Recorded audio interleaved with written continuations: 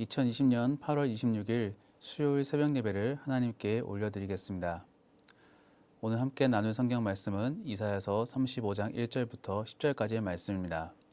온라인으로 예배드리시는 우리 성도님들께서는 성경책을 펼치셔서 이사야서 35장 1절 말씀을 봐주시기 바랍니다. 이사야서 35장 1절부터 10절까지의 성경 말씀을 드라마 바이블을 참고하셔서 함께 읽으신 후에 말씀을 나누겠습니다.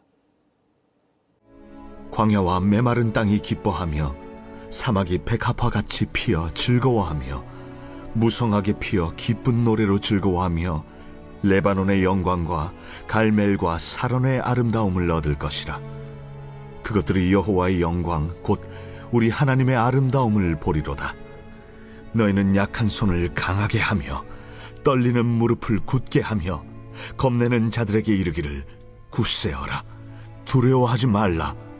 보라, 너희 하나님이 오사 보복하시며 갚아주실 것이라. 하나님이 오사 너희를 구하시리라 하라.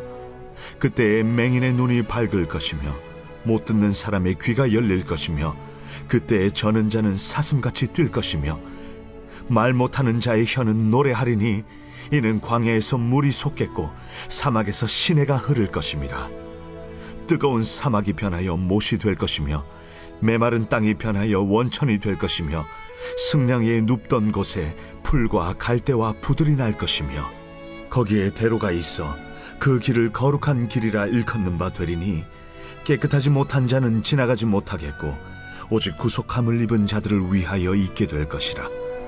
우매한 행위는 그 길로 다니지 못할 것이며 거기에는 사자가 없고 사나운 짐승이 그리로 올라가지 아니하므로 그것을 만나지 못하겠고 오직 구속함을 받은 자만 그리로 행할 것이며 여호와의 속량함을 받은 자들이 돌아오되 노래하며 시온에 이르러 그들의 머리 위에 영영한 희락을 띠고 기쁨과 즐거움을 얻으리니 슬픔과 탄식이 사라지리로다. 학자들이 이사야서를 나눌 때 크게 두 부분으로, 그리고 좀 더 세밀하게 볼 때는 세 부분으로 나눌 수 있습니다. 그래서 1장부터 39장까지를 죄의 선고로서 전해지고 40장부터 66장까지를 성도들을 향한 위로의 말씀으로 전해집니다. 그리고 여기 첫 번째 파트에 36장부터 39장까지의 삽입부로서 히스기야 시대의 세 가지 사건들을 나열해 놓고 있습니다. 그러므로 오늘 읽으신 이사야서 35장은 첫 번째 파트의 실질적인 마지막 부분인 것입니다. 어제 보신 34장의 말씀은 마지막 심판에 대해서 다루었다면 오늘 35장에서는 그 이후에 영원히 통치하실 하나님의 나라에 대해서 다루고 있습니다. 즉, 천국을 의미하는 것입니다. 그러므로 우리가 오늘은 천국에 대해 함께 나누어야 할 것인데 특별히 저는 그 천국의 모형인 교회에 대해서 나누고자 합니다. 그래서 우리가 앞으로 가게 될 그 천국을 묵상함 속에서 천국의 모형인 교회가 어떤 모습을 갖춰야 할지를 나누면서 우리 교회가 그런 교회가 되기를 소망하기를 원합니다. 먼저 천국에는 당연할 것이고 우리 교회에도 있어야 할 첫 번째 모습은 기쁨 속의 고백입니다. 1절과 2절 말씀을 보시면 광야 및 메마른 땅에 물이 넘치게 되고 그에 대한 기쁨으로 하나님을 찬양 및 고백하는 것을 볼 수 있습니다. 여기서 언급하는 레바논과 갈멜 그리고 샤론은 특별히 유다에서 물이 많았던 지역에 속합니다. 그런 지역을 언급함으로써 광야 및 메마른 땅 그리고 사막 같은 곳에 물이 넘쳐날 것을 전하고 있는 것입니다. 그리고 그런 팍팍한 땅에 물이 넘쳐나므로 우리 안에는 기쁨이 넘치고 이런 일을 이루신 하나님을 찬양하게 될 것이라는 점입니다. 사실 오늘 본문 1절과 2절 속에 암시하는 물은 요한복음 7장 37절과 38절 말씀을 참고해 보면 예수 그리스도를 나타내는 것입니다. 그러므로 이 물은 예수 그리스도로 말미암은 복음입니다.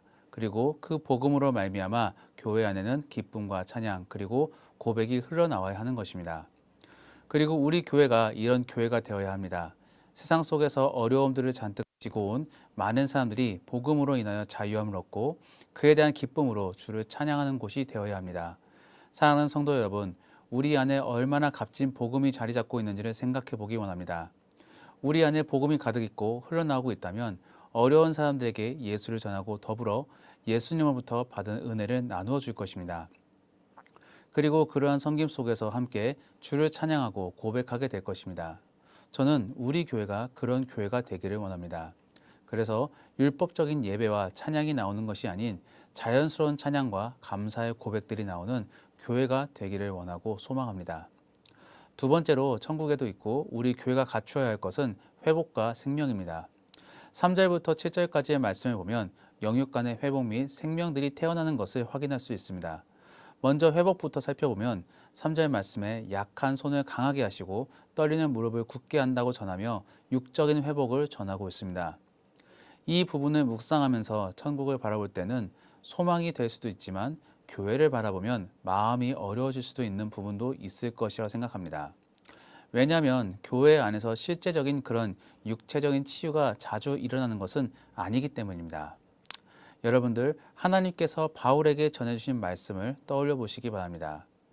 자신이 갖고 있는 육체적인 연약함을 치유해달라는 그런 바울의 간구에 고린도후서 11장을 보면 네 은혜가 네게 족하다라고 답하고 있습니다.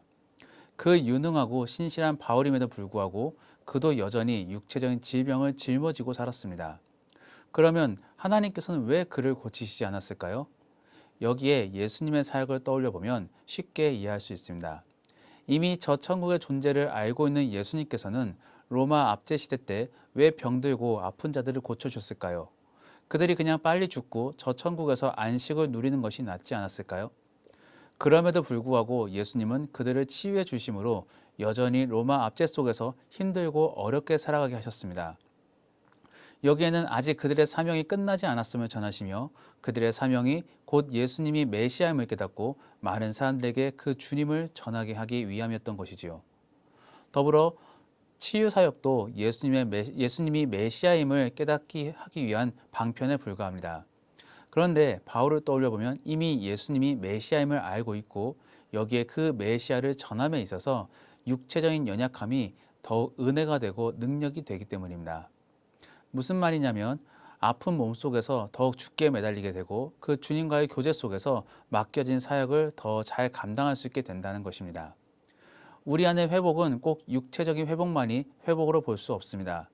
영의 회복이 훨씬 중요합니다. 그 영의 회복 속에서 우리는 선한 것을 바라보게 되는 것이고 그 생명의 길로 나아가는 것입니다. 하나님께서 능력이 없으시기에 우리에게 육체적인 회복을 주시지 않는 것은 결코 아닙니다. 오히려 매달림 속에서 주와 가까이하고 그 안에서 영적 회복이 임할 수 있기에 더디하시는 것뿐입니다. 그리고 그 이후에 회복과 안식을 반드시 가져다 주실 것입니다. 교회는 바로 이런 곳입니다. 눈에 보이지 않는 영적인 회복, 그리고 마음의 회복을 가져다 주는 곳입니다. 그리고 그런 회복에는 반드시 복음을 통하여 이루어짐을 믿으시기 바랍니다.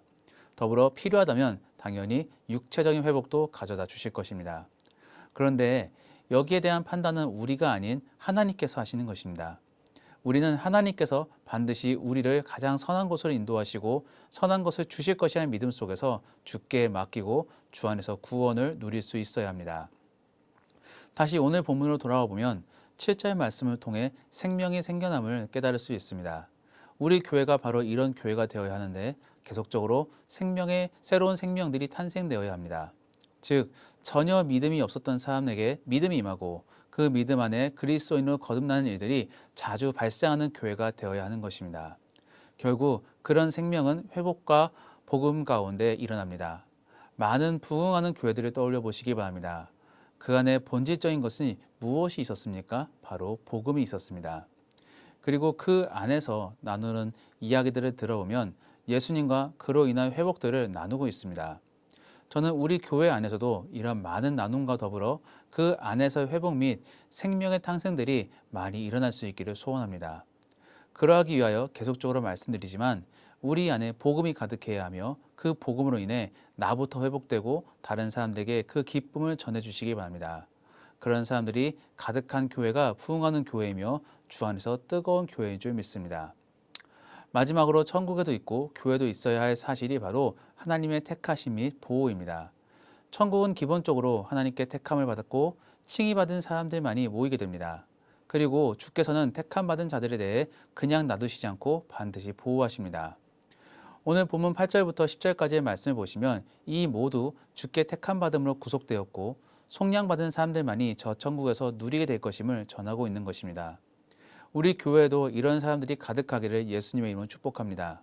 그런데 그런 택함 받은 사람들은 주를 닮아가게 되고 주를 따르게 됩니다. 그 중에 한 가지가 바로 공동체적인 모습과 섬김 및 희생의 모습입니다. 하나님을 떠올려 보시기 바랍니다. 우리 주님은 성부, 성자, 성령 하나님이 삼위일체로 공동체적으로 일하십니다.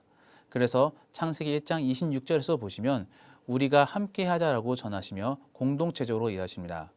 더불어 예배소서 4장 3절 말씀을 보시면 평안을 매는 줄로 성령이 하나가 되게 하신 것을 힘써 지키라라고 전하며 공동체적인 하나를 강조하십니다. 하나님께서는 교회 및 공동체를 통하여 우리를 지키십니다. 그렇기에 우리에게 공동체 안에 남아있을 것과 공동체를 세워나갈 것을 명하고 계신 것입니다. 우리가 만일 공동체로부터 벗어나고자 노력한다면 그것은 천국을 거부하고 있는 것입니다. 왜냐하면 천국도 결국 믿음의 동역자들과 함께하는 곳이기 때문입니다. 오늘 본문 10절 마지막 말씀을 보면 그들의 머리 위에 영영한 희락을 띠고 기쁨과 즐거움을 얻으리니라고 전하며 복수의 인원에 대해 말씀하고 있습니다.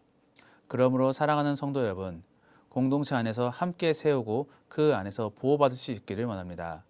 주께서 우리에게 교회를 선물로 주시고 그 교회 안에서 누리게 함은 믿음과 성장과 보호를 위한 것입니다.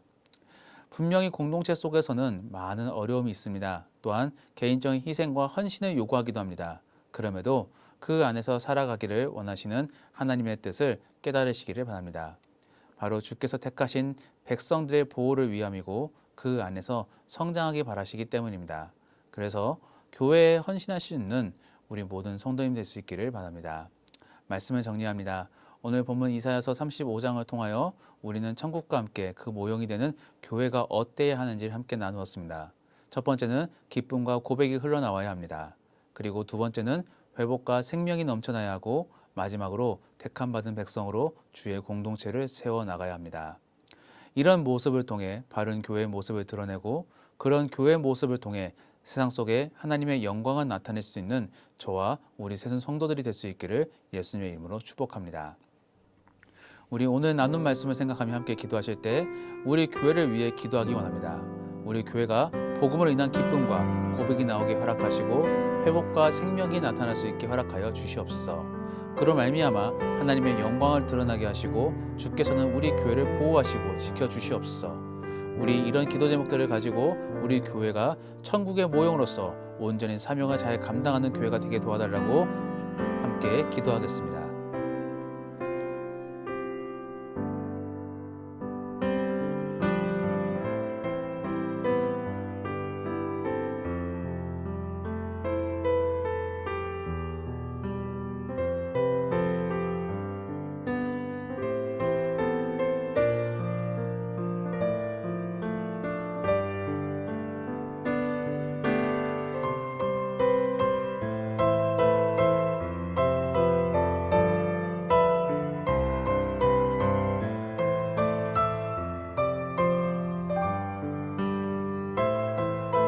다시 한 번 더 기도하실 때 교회와 담임 목사 청빙 절차를 위하여 기도하겠습니다.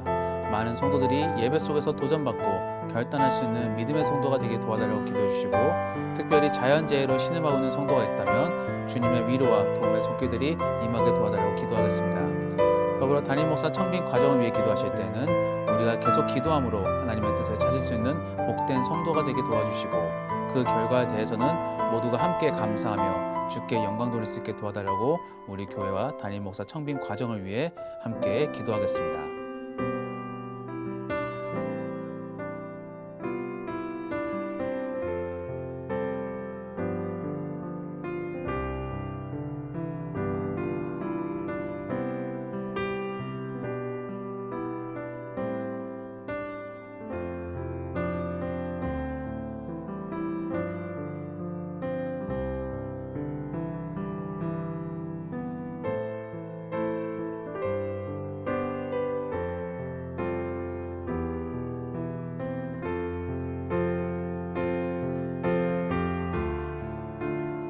다시 한 번 더 기도하실 때는 이 사회를 위하여 기도하겠습니다. 나약한 인간의 욕심들로 인해 계속적으로 코로나19 바이러스가 퍼지고 있습니다. 많은 사람들이 고통받고 있습니다. 그들을 위로하시고 회복시켜 주셔서 주께로 돌아올 수 있게 도와주시옵소서. 또한 이런 어려운 상황 속에 많은 대립과 갈등들이 있습니다. 이러한 상황들을 하나님의 지혜로 해결하고 주께 감사하는 사회와 국가가 되게 도와달라고 우리나라를 바라보면서 다시 한 번 더 함께 기도하겠습니다.